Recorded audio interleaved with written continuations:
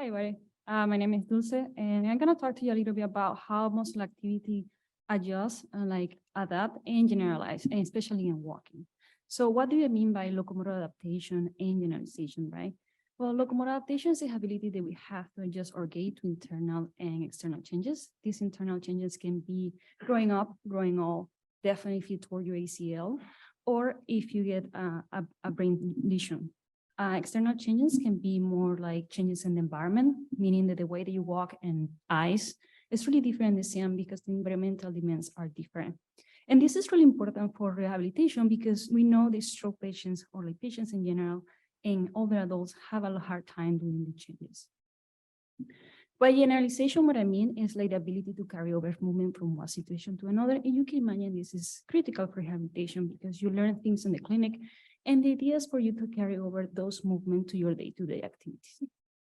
However, we know that not everything you learn in the clinic, you're able to carry over. So that's why we're interested in this. The main question that we have here is like how muscle activity adjusts or adapt and generalize in split belt walking. What do I mean by this? So we have to adapt people to a perturbation.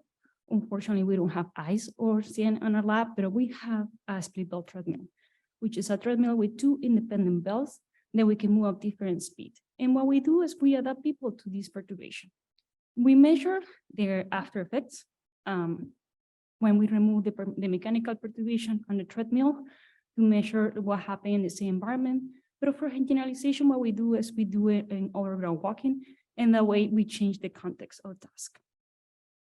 The main hypothesis that we have for this study is like two different dynamics govern this adaptation and generalization and movement. And what do I mean by this, right? So let me show you. Whenever we have adaptation, one belt moving faster than the other, you can see that the participant have a hard time with her balance. She's struggling right there. So we think there's like some sort of reactive or balance response is like occurring for her to not fall. However, after like 5-10 minutes, she's really good at this. So this balance response should not be recruited anymore. So we think that at this point, we have kind of like a context-specific process that's taking over. In post-adaptation, again, both belts are moving at the same speed. What we see is there are after effects. And what we think is happening here is like both processes, they're reactive and the context-specific are present. They're reactive because we still see some like balance disruption, and the context-specific is because she's carrying over what she learned in the treadmill to the tie belt condition. So we're also interested in generalization. So what we did here is like now we remove the perturbation and people are just walking over ground. I don't have a video, but you have to believe me, they do have after effects. And what we think is happening here is just pure balance responses that we are gonna be seeing. Why? Because there are clear cues about the changes in the environment. So there is no need for the participant to recruit the context-specific data, okay? So what do we find? So our estimation really match our hypothesized dynamics. What do we mean by this? This is what we predicted. The react is going to appear and the context-specific will develop. And this is what we observe. This is actual data when we see the reactive pattern appears and is recruiting both in adaptation and post-adaptation, and the context-specific develops and continues during post-adaptation. So what is happening over ground? We thought that we were only going to see the balance response. However, when we see in post-adaptation, we see that both of them appear. It's not something that we expected because of the changes in the cues. Okay, this is what we found, but how good is our model or this fit that we're doing reconstructing our data? I can tell you this better in the adaptation, the post-adaptation. And the adaptation, we can reproduce about 80% of the data throughout the adaptation. However, post-adaptation is a little bit different. We have in the treadmill, we only can reproduce about 36% of the data. And overground, we can only reproduce about 13% of the data. Okay, so these are our results. So how did we get here, right? How did we get these dynamics? So we measure muscle activity for the participants. This is with timeline normalized and discretized. And what we did is like got the difference between these two, between the right leg and the left leg. And if we see blue colors, it means that muscle activity in the right leg is higher. And if we see white colors, it means there are not differences. You can imagine that we did this for more than one muscle. We actually did it for 14 muscles throughout adaptation. And you can see here that we have muscle from the hip all the way to the lower leg. And the important thing here is like Blue colors mean that the right side has higher muscle activity, and when it's red color, the left side has higher muscle activity. Okay, so how do we get this fit? We have this muscle activity throughout adaptation, right? This is something that we measure and experiment. So we have our EMG measure pattern. We also measure this reactive pattern and this context-specific pattern that we are hypothesizing. How I did this, happy to answer those questions, but given time, I'm not gonna tell you. But what we did is we fit, now that we have this pattern, we just use a linear regression to see how they will recruit throughout the adaptation in a step-by-step manner.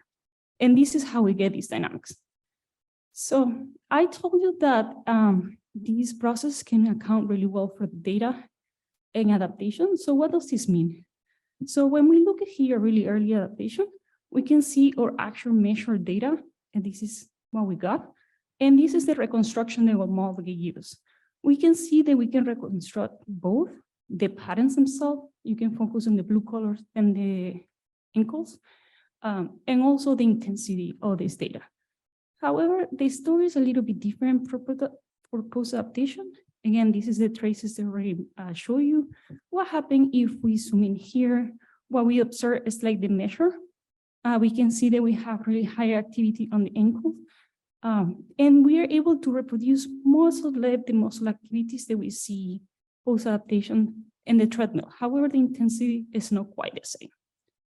And over ground data, if we do the exact same thing, we just focus on the early post-adaptation, this is what we get. This is the data that we measure.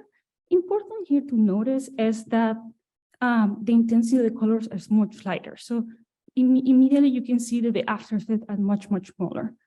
So when that makes it hard for a model, but when we try to do the reconstruction, what we see is like we are failing, we are not having clear patterns reconstructed, and the colors that we get, we are not being matched pretty well. Okay, so what hopefully I hope that you learn with this talk is that two processes underlie the adaptation of muscle activity. We have reactive patterns and context-specific patterns. They are developed and mitigated throughout.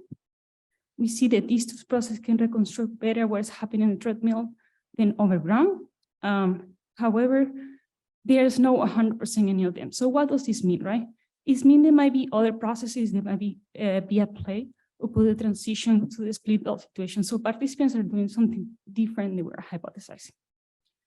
So to the questions that the committee pressed is how computational models help my work.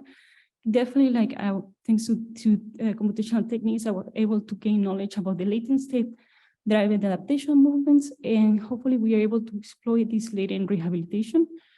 How computational model can enhance my work. Well, if we have musculoskeletal models can help us to understand what is the optimal behavior to perform any of these tasks. Really, I don't have to collect so much data. But what is the type of data that I need, correct? I would like to have data from patients themselves. And that way we can see how these different brain lesions affect the dynamics that we see in healthy individuals. And again, what is a key opportunity for neurorehabilitation in modeling is as many of us have said, like creating personalized model that address individual patient needs. I would like to thank my lab. Thank you very much for your time, and the collaborators and my sponsors. Thank you.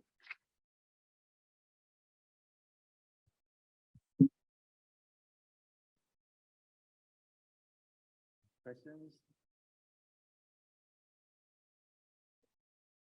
Yeah, I guess. Thank you. Nice talk. I was wondering if you also considered for error-based processes, it's often said there's a slow or fast. Mm-hmm. Do you think context could manipulate one of those, or is it the driving factor? Or so what we think is so if we have to do the analogy between slow and fast state, we think that this react is going to be the fast one. Immediately shows up, and the slow one is the developed. It's going to be the context specific, since it's something that's going to be developed. So sorry, does that answer your question? I guess I was asking, so error-based processes have a slow and a fast. Mm-hmm. So is the context the slow, only the slow, or is it manipulating this? Oh, Yeah. Yeah, it's mostly this, like definitely mostly the slow, because we think that in order to do the mitigation of the feedback, it might be another type of processes this happening that might not be mediated by within the, okay, just back up.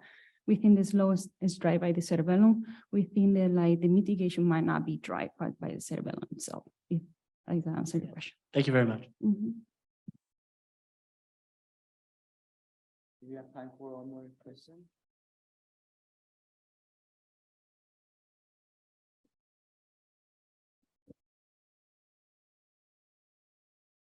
Thank you. Nice talk. I'm curious what you think about the role of something like the perception of risk in these walking in these different contexts. Or you talk about the contextual, right? Yeah. What goes into the context? So I think, so when I think of risk, and it might be completely off of this, but I think so, for example, if I have a test an older adult in this condition, right? They are gonna be, it's more risky for them. It's like, so I think this can affect no the context specific, it's more like they're gonna be fighting with treadmill longer, which means that the reactive process is gonna be active for longer. So I think that will be an effect of like, I guess, risks of fear we have in this adaptation process. Like people are gonna contract and be kind of like more stiff for longer until like they kind of like give up and start the adaptation process.